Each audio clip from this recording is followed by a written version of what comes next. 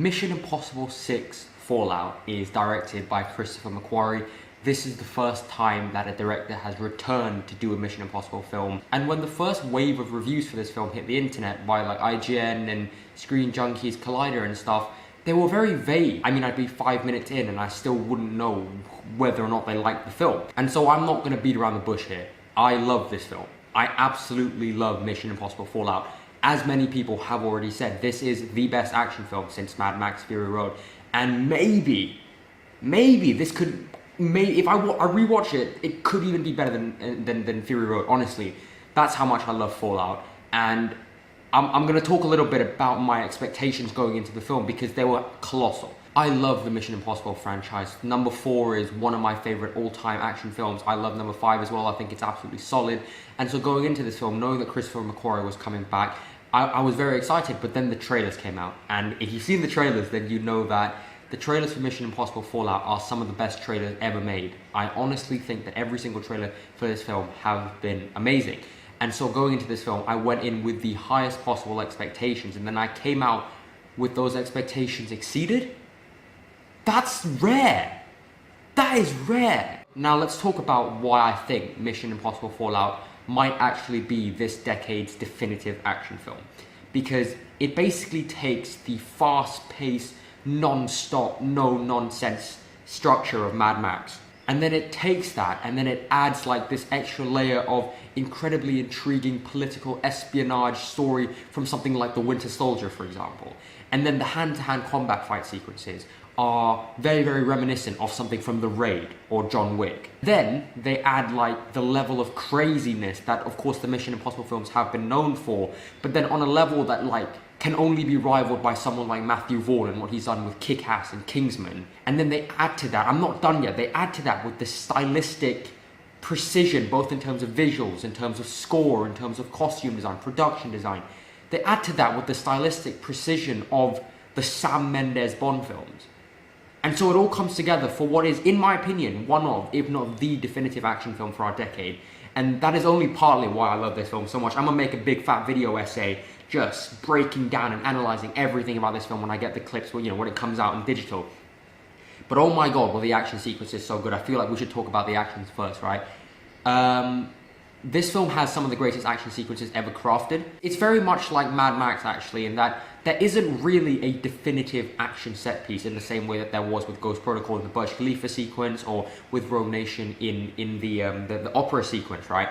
Here it just kind of all flows and it feels like this one big 2 hour and 20 minute set piece because weirdly enough that there isn't that much like talking. I mean there's a lot of talking, but like a lot of it is just running, chasing, driving, jumping out of a plane, jumping onto helicopters, fighting. It's just, there is so much action, but it feels so consistent.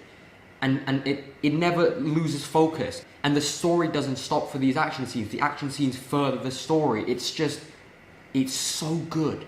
The action sequences, I cannot talk enough about the action in this film. The bathroom fight, which is one of my all-time now favorite hand-to-hand combat fight scenes. Very reminiscent of the Raid 2, the kitchen fight, both visually and in terms of the actual fighting itself. The Halo jump, which is basically all done in one take.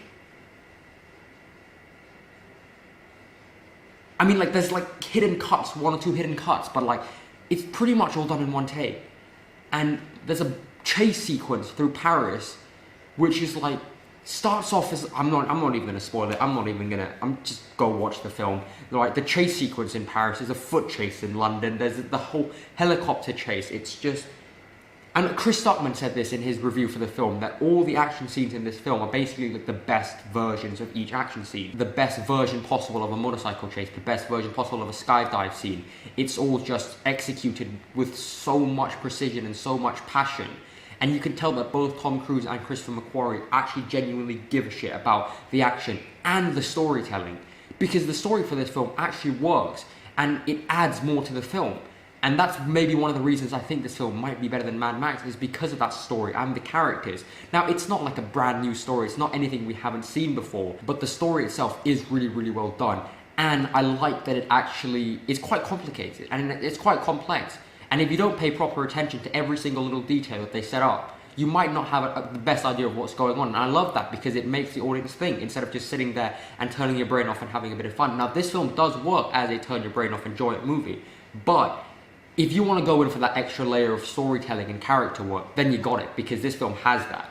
And yeah, let's talk about those characters. You got Tom Cruise giving yet another brilliant performance, which is the perfect balance of dramatic acting and physical acting. He is the master of action, up there with Keanu Reeves. I think those two are basically the best working in Hollywood today. You got Rebecca Ferguson, who's insane. You got Simon Pegg. You got Ving Rhames, who has this incredibly emotional scene. You'll know it when you see it. You got Alec Baldwin, who's just Alec Baldwin. I mean, he's amazing, right? And then you have like the new additions to the film. You got Angela Bassett, who's really good, riding high off Black Panther, of course. You got Vanessa Kirby, who was just magnetic. Wow.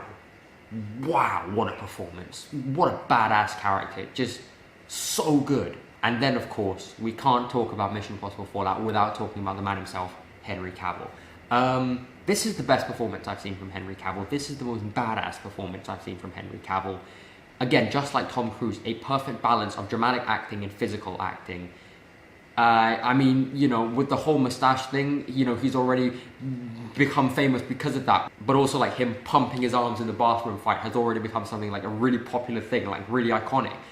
And he gives so much to the film. They use him just the right amount at just the right time, you know, because if they use him too much, then it would like take away from the, you know, the fact that Tom Cruise is this series like main man, right? But Henry Cavill's in the movie just the right amount, and he brings so much to the film, and I enjoyed every second of his presence on screen, just like I did with every actor, because really everyone gets a chance to shine. I think that they do such a good job of balancing the characters as well, especially, you know, after having 6 films and so many characters in this film. They do such a good job of not only like furthering the characters and their arcs and their relationship. Oh, we've got to talk about the cinematography. Mission Impossible 4 and 5 were shot by Robert Elswit, who is one of my favorite cinematographers. And when I found out that he wasn't working on this film, I was slightly sad. And I remember watching an interview where Christopher McQuarrie said that because he's coming back to do a second film in the franchise, he wanted to make sure that stylistically it was as different from Rogue Nation as possible, right? He wanted to make sure that it felt unique and it didn't feel like more of the same.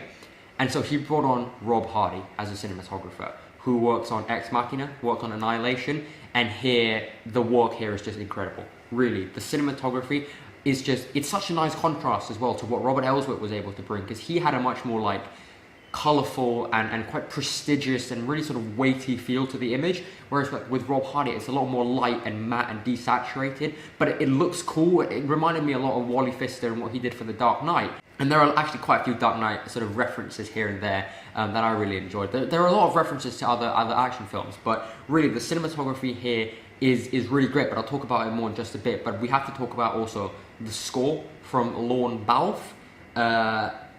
Top 3, I'd say, best scores so far this year.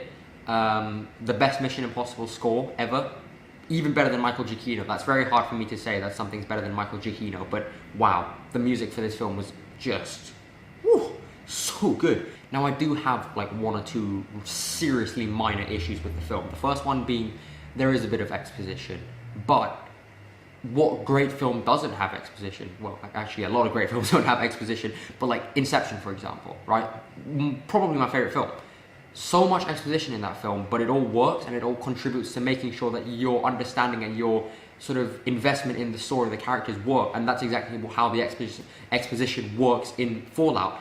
And it is necessary. Is it a little bit too much at times? Maybe, but it doesn't take away too much from your experience. One more slight issue that I had with the film was that in terms of the visual style, whether it's the costumes and production design and mainly production design and cinematography, I would say, it sometimes made the film feel very like homogenized, like it all felt very similar. I mean, because when you're watching something like Ghost Protocol, which was shot by Robert Elswit, you know, Russia looked different from Dubai, that looked different from India, and each location felt unique, whereas here, like, Paris and London were basically interchangeable in some scenes. It looked very, very similar, and sometimes I would be watching it like 40 minutes, and then it would just be like the same greyish colour palette, and I'd be like, I'd like a change now, please. And then, you know, the cinematography is great, but I would have liked to see a tad more colour or something like that, just to make the film and, you know, each scene feel a little bit more like bright and vibrant and fun. But these are such minor flaws, and you know, here's the thing, I've been thinking really hard about this ever since I watched the film like 3 hours ago.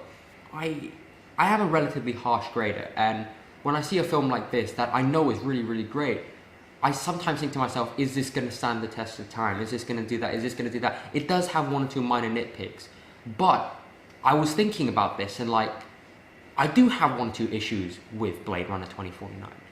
I do have one or two issues with Inception. I do have one or two issues with The Dark Knight. Now, I'm not saying that this film is on those levels. However, I would be lying if I said that this film isn't an action masterpiece, a modern day action masterpiece. I would be lying if I said this film wasn't nearly as good as Mad Max, if not better. And if I were to give Mad Max an A+, which I would, it feels wrong to not give this film the grade that it deserves, which is why I'm going to give Mission Impossible Fallout an A+. Guys, thank you very much for watching. I hope you see Mission Impossible Fallout. This film deserves all the support it gets because they worked for it. You know, Tom Cruise actually got injured for this. They are so committed. I mean, these guys really do love what they're doing, and the passion and the technical prowess is so clear. So please go watch this film. But thank you very much for watching my review. I hope you guys enjoyed the review. I hope you guys go and watch the film and enjoy and see it in IMAX like I did. Thank you.